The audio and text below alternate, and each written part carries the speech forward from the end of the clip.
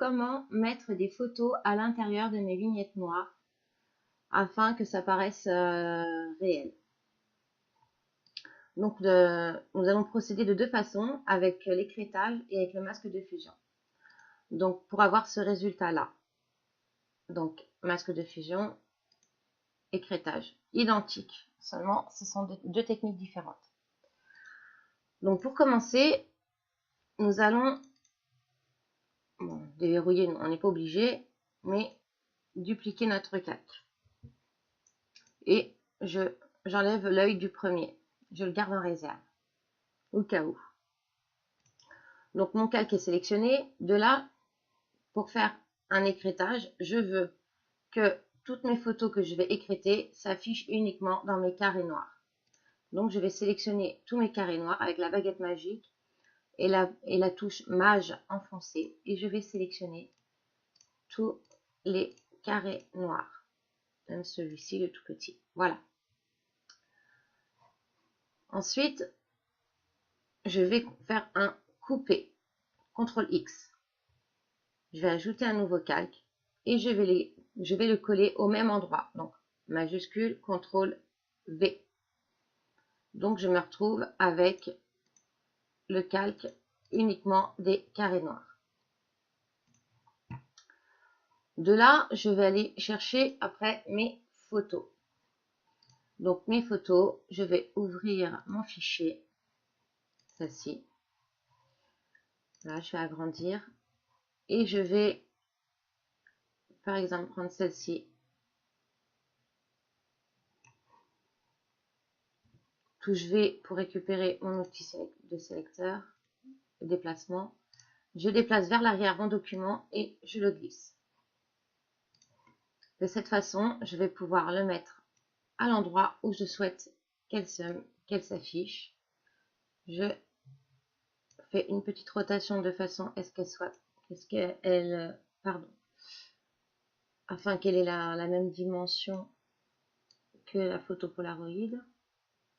Voilà.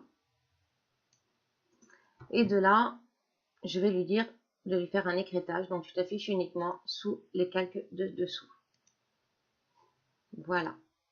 Donc, de là, et je peux le déplacer bien évidemment parce qu'il n'est pas lié. Et ensuite, bon, j'ai toutes les autres photos. Donc, je vais récupérer uniquement celle que je souhaite. Je les duplique parce que je vais les réutiliser également pour après le masque de fusion. Et de là, je vais faire un masque d'écrêtage. Voilà. Donc, tous sont en masque d'écrêtage sous le calque où les carrés noirs s'affichent. Voilà. Donc, maintenant, nous allons voir comment faire le même résultat avec le masque de fusion. À tout de suite.